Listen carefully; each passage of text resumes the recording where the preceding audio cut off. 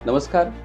आज आपल्या IDT एज्युकेशन्सच्या interior designing या कोर्समधून जो पॉडकास्ट इव्हेंट आपण सुरू केलेला आहे, त्या माध्यमातून आज आपल्याकडे नाशिक जिल्ह्यातील नामवंत असे Sonali Nerkar madam, architect Sonali Nerkar madam, ज्या नेरकर असोसिएट्सच्या संचालिका आहेत, डायरेक्टर आहेत, त्यांच्यासोबत आज आपल्याला बरेचसे प्रश्न, बराचसा पॉडकास्टच्या माध्यमातून नॉलेज आपल्याला घेता येणार आहे. तर first of all thank you so much madam, की तुम्ही तुमचा स्पेशियस टाइम वेळ काढून आमच्या या पॉडकास्टसाठी वेळ दिला त्याबद्दल.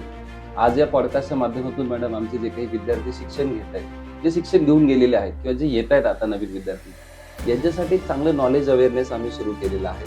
तर पहिल्यांदा तर मी थँक्यू म्हणेन की तुम्ही तुमचा बहुमूल्य वेळ आम्हाला दिला. मी पण थँक्यू सर, तुम्ही आम्हाला इथे इन्व्हाइट केलं त्याबद्दल. मॅडम, मला तुम्हाला प्रश्न हा विचारायचा आहे. बरेचसे विद्यार्थी ज्यावेळेस त्यांचं शिक्षण पूर्ण करतात, पूर्ण केल्यानंतरचा त्यांचा प्रवास कसा असायला पाहिजे ॲज अ आर्किटेक्ट? तुम्ही खूप साऱ्या विद्यार्थ्यांना याच्यात इंटर्नशिप दिलेले आहेत, खूप लोक तुमच्याकडे कामं करून गेलेले आहेत, खूप तुम्हाला चांगले अनुभव आले असतील, वाईट अनुभव आले असतील.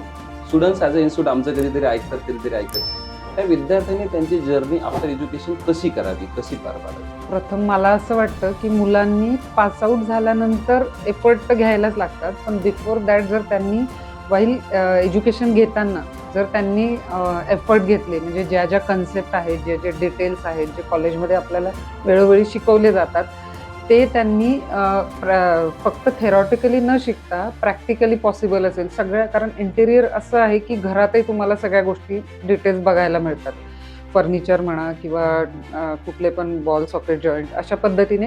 फक्त एक जो म्हणतो ना, मुलांनी त्यांचे हे ओपन ठेवले पाहिजे की मला ह्या गोष्टी प्रत्येक गोष्ट कॉलेजमधनं शिकण्याआधी मी ती सेम गोष्ट सायमल्टेनियसली घरी पण शिकू शकतो.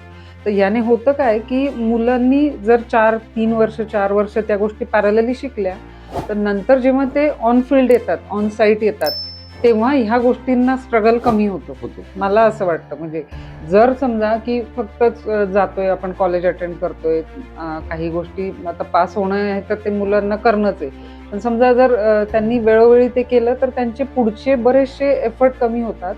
आणि जी गोष्ट शिकवली जाते कॉलेजमधनं, तिचं जर त्यांनी स्वतःहून जर त्याच्यात स्वतःचे इनपुट टाकले की मी त्याला अजून कुठल्या पद्धतीने आस्पेक्ट देऊ शकतो, तर त्यांनी नक्कीच फरक पडतो. मग त्यासाठी त्यांनी वेळोवेळी वेगवेगळ्या साईट व्हिजिट कराव्यात.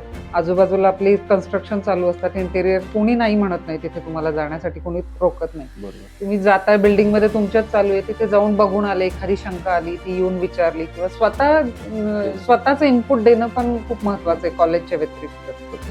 आणि वेगवेगळ्या सेमिनार्स असतात, एक्झिबिशन्स असतात, ते अटेंड केली पाहिजेत, जेणेकरून ज्ञानात भर पडते त्यांच्या. आता मार्केटमध्ये artificial intelligence, ChatGPT, robotics technology ही इंटेरियरमध्ये इनडायरेक्टली आता आलेली आहे आणि नेक्स्ट लेवलची आलेली आहे. मग अशा वेळेस जेव्हा विद्यार्थी या टेक्नॉलॉजीला अडॉप्ट करायचा प्रयत्न करतात, त्यांनी कोणत्या गोष्टींची काळजी घेतली पाहिजे आणि ते कसं शिकलं पाहिजे? AI मुळे तर आता सध्या खूपच बूम झालेले आहे AI मुळे मार्केट, आणि इन फ्युचर मला असं वाटतं की कुठेतरी आपल्या प्रोफेशनला ते अफेक्ट होणार आहे, लागणार पण आहे. दोन्ही गोष्टी आहे, त्याचे प्रोज कॉन्स दोन्ही पण आहेत.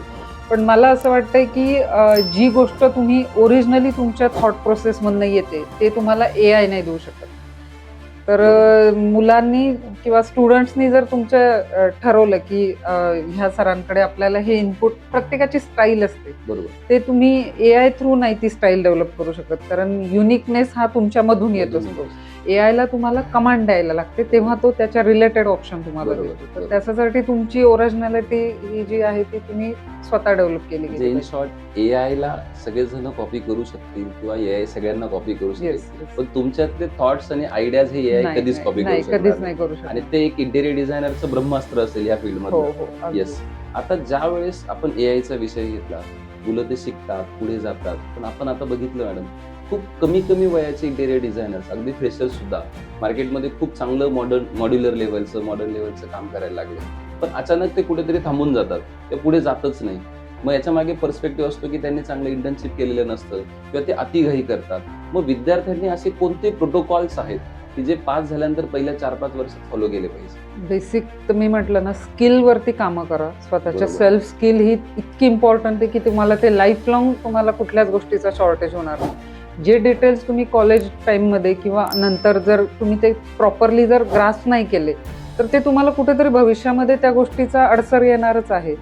जे कॉलेज सगळं देतं, जे टीचर लोकांचा अतोनात प्रयत्न Yes. असतो की मुलांनी ती गोष्ट घेतली पाहिजे, पण समहाऊ कुठेतरी तो एज म्हणा किंवा मुलांचं ते बिहेवियर म्हणा त्या एज मधलं, तर ते नाही घेतल्या जात. तर स्किलवर जर काम केलं तर नक्कीच तुम्हाला पुढे कुठलीच गोष्टीमध्ये प्रॉब्लेम येणार नाही. येणार. आता ज्यावेळेस विद्यार्थी तर काम करतोच आहे, पण सेक्टरमध्ये मार्केटमध्ये आपण बघितलं आता इम्पोर्ट एक्सपोर्टमुळे, सस्टेनेबल इंटेरियरमुळे किंवा मॉड्युलर फर्निचरमुळे कशा पद्धतीने आपल्या फील्डमध्ये बदल होताना दिसतो? मॉड्युलर फर्निचरमुळे तर आता असं झालंय की 2 दिवसातही तुम्ही ऑफिस सेटअप, कारण ते स्केलवरती काम होतं. त्या गोष्टीमध्ये प्रिकॉशन एवढंच आहे की तुम्ही जेव्हा डिझायनिंग वगैरे ज्या होतात ते प्रॉपर मेजरमेंटनुसार होतात. त्याला हायली स्किल हे लागतात सगळ्या गोष्टी, आणि त्याच्यामुळे टाइम सेव्हिंग होतो आणि तुम्हाला पटकन डिझाईन होतं. पण मग त्यात असं असतं की तुम्हाला तेवढं व्हेरिएशन मिळत नाही. ते तुम्हाला तो एक टाईप तयार होतो आणि त्याच्याप्रमाणे चालायला लागतं. माझा एक प्रश्न असा आहे मॅडम, आपलं नाशिक तुम्ही 15 ते 20 वर्षांपासून इंटेरियर आर्किटेक्चर वेने बघितलं, ते कसं बदलत गेलं आणि तुम्हाला काय वाटतं की आता पुढच्या काळात ॲज अ इंटेरियर फील्ड असेल, आर्किटेक्चर फील्ड असेल, आपलं नाशिक पण कसं असेल? मला आठवतं 2000च्या अराउंड इंटेरियर करणं ही ठराविक लोकांची मोनोपोली होती. म्हणजे कॉमन पब्लिकला इंटेरियर डिझायनर हायर करतोय म्हणजे तो खूप काहीतरी आपल्याकडनं पैसे वाजवून घेणार किंवा अननेसेसरी आपल्यावरती काहीतरी हे करणार, डिझाईन चेंजेस घरात. पण आता सोशल मीडियाचा पण इन्फ्लुएन्स एवढा स्ट्रॉंग झालाय की क्लायंट सुद्धा स्वतःहून जेव्हा अप्रोच होतात तर त्यांचा मूड बोर्ड, त्यांचे पिनिंटरेस्टवरच्या इमेजेस घेऊन आमच्याकडे येतात. आणि ह्या गोष्टी चांगल्या देखील आहेत. फक्त थोडंसं ॲज अ इंटेरियर डिझायनर आपल्याला ती सांगड घालता आली पाहिजे की क्लायंटच्या ज्या रिक्वायरमेंट्स आहेत, त्यांचे मूड बोर्ड, त्यांच्या चॉईस आणि आत्ता जी नवीन टेक्नॉलॉजी चालू आहे याचा दोघांचा आपल्या याच्यामध्ये समन्वय साधता आला पाहिजे. तर पुढचा प्रश्न असा आहे माझा मॅडम, की स्पेस ह्या कमी होत चालल्या, स्क्वेअर एरिया, कार्पेट एरिया हा कमी होत चालला आता, आणि त्यात क्लायंट डिमांड करतोय की वास्तुशास्त्र पण झालं पाहिजे आणि मॉड्युलर इंटिरियर पण झालं पाहिजे. मग अशा क्लासेसच्या वेळेस डिझायनरने काय वर्कआउट केलं पाहिजे? पूर्वी आपली घरं मोठी होती, वाडा स्टाईल संस्कृती होती, मागे पुढे जागा असायची, तर तिथे त्या गोष्टी इनकल्केट होत होत्या. आणि बेसिकली पूर्वी नंबर ऑफ घरं पण कमी होती. आता परिस्थिती खूप बदलली आहे. टॉवरच्या टॉवर उभे राहत आहेत, त्याच्यातही तुमचा स्पेस कमी झाला आहे. तर मला असं वाटतं बेसिक जे आहे ते वास्तूच्या पाळल्या गेल्या पाहिजे. म्हणजे अग्नी आणि पाणी ह्या 2 गोष्टी जागेवर असल्या तर मला असं वाटतं बाकी फंक्शन बघणं जास्त महत्त्वाचं आहे रादर. हां, तर ह्या 2 गोष्टी तर इझिली कुठे पण अचीव्ह होतात किचनमध्ये तुमचं डायरेक्शन. फक्त खूप त्याच्या मागे न जाता काय होतं, मग बेसिक तुमचा घराचा लेआउट बिघडतो. आणि काही लोक तर म्हणजे माझे स्वतःकडे 2-4 क्लायंट असे होते की ते R&D करून बसले होते वास्तूमध्ये. म्हणजे मी त्यांच्याकडनं बऱ्याचशा गोष्टी शिकले. पण असं होता कामा नये. याने काय होतं, साईटवरती प्लॅनिंग केलेला गोंधळ ते वाढवतात तिथे जाऊन. म्हणजे ऑन पेपर आपण एक करतो, तिथे गेल्यानंतर त्यांना मग ते खूप सारे वास्तू तज्ञ बोलवतात किंवा व्हिजिटर. तर केलं गेलं पाहिजे, नाही असं नाही, पण मग त्याची कुठेतरी एक फंक्शन आणि डिझाईन आस्पेक्ट याचा सांगड घालता आला पाहिजे. एक सर्टन काळ होते, एक मॉड्युलर फर्निचरचा काळ, एक सस्टेनेबल इंटेरियरचा काळ, एक ग्रीन एनर्जीचा काळ, असे हे सर्टन सेंचुरीज आता डेव्हलप होत आहेत, चेंज होत आहेत. तुम्हाला काय वाटतं की येणारा जो काळ आहे, आता येणारा जो पुढचा जैन काळ आपण ज्याला म्हणतो, तो कसा असू शकतो इंटेरियर फील्डमध्ये, आणि त्याची तयारी विद्यार्थ्यांनी आतापासून कशी करायला पाहिजे? आता तर येणाऱ्या याच्यात तर हे सगळं AI युग असणार आहे आपलं, की त्याच्यामध्ये तुम्ही एक शॉर्ट टर्मवरती तुम्हाला सगळ्या गोष्टी अवेलेबल होणार आहे. पण त्या गोष्टी अवेलेबल करताना त्या लॉंग लास्टिंग आहेत का? त्या तुम्हाला ते इंटेरियर घरांचे नंबर ऑफ होम्स पण लोकांचे वाढले, 3-3, 4-4 घरं होत आहेत. तर आपल्याला जर एखाद्या वास्तूमध्ये 10-15 वर्ष राहायचंय तर त्याच्यात तुम्हाला ते मटेरियल कसं यूज केलं गेलं पाहिजे, त्याची ड्युरेबिलिटी बघितली पाहिजे, ना की फक्त एक तात्पुरता तुम्ही करताय म्हणून नाही तसं केलं गेलं पाहिजे. आधीचे विद्यार्थी हे खूप कॉन्फिडंट होते पण अभ्यासात कच्चे होते. त्यांचा कॉन्फिडन्स भरपूर असायचा पण अभ्यासात थोडे कच्चे असायचे, कारण ते मैदानी खेळ खेळायचे, बाहेर ओपन व्हायचे.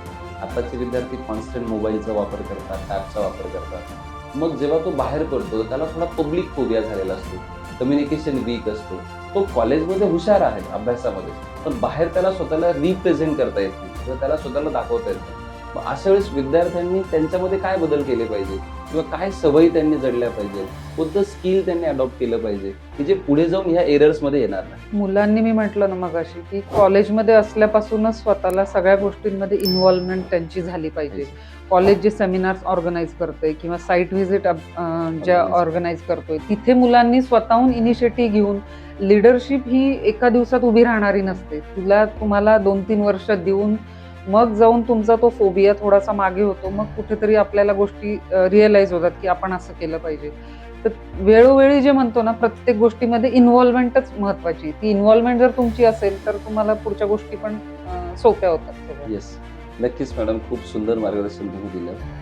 आयडीटी एज्युकेशन हा जो उपक्रम करतोय विद्यार्थ्यांसाठी, याच्याबद्दल तुम्ही काय सांगाल? तर असे खूप रेअर कॉलेजेस माझ्या बघण्यामध्ये आहेत. त्यातलं आपलं IDT कॉलेज एक आहे की जे जेन्युइनली मुलांवरती एफर्ट घेत आहेत. त्यांचा खूप प्रयत्न तुमचा चांगला आहे की मुलांनी लवकरात लवकर गोष्टी सगळ्या ग्रास्प कराव्या आणि स्वतःला चांगल्या पद्धतीने ग्रूम करून एक बेस्ट व्हर्जन स्वतःचं कसं तयार होईल याच्या मागे तुमचा हा सगळा खटाटोप दिसतोय. पण खूप छान आहे आणि मुलांना नक्कीच या गोष्टीचा फायदा पण होईल आणि येणाऱ्या भविष्यात चांगले इंटेरियर डिझायनर्स आपल्या कॉलेजमधनं घडतील याची नक्कीच मला खात्री आहे. लास्ट प्रश्न मॅडम, तुम्ही विद्यार्थ्यांना ओव्हरऑल महाराष्ट्रातल्या हा पॉडकास्ट जे पण विद्यार्थी बघतील, मान्यवर बघतील, तुम्ही त्यांना आजची गोल्डन लाईन काय सांगाल? स्किलवरती काम करा. तुमचे स्किल्स असतील तर तुम्हाला कोणीच बीट करू शकत नाही. Yes, thank you so much madam. Behalf of IDT educations मी तुमचं खरंच खूप मनापासून आभार व्यक्त करतो की तुम्ही स्पेशियस वेळ दिला आणि आज इथे आलात, त्याबद्दल मनापासून धन्यवाद. Thank you so much.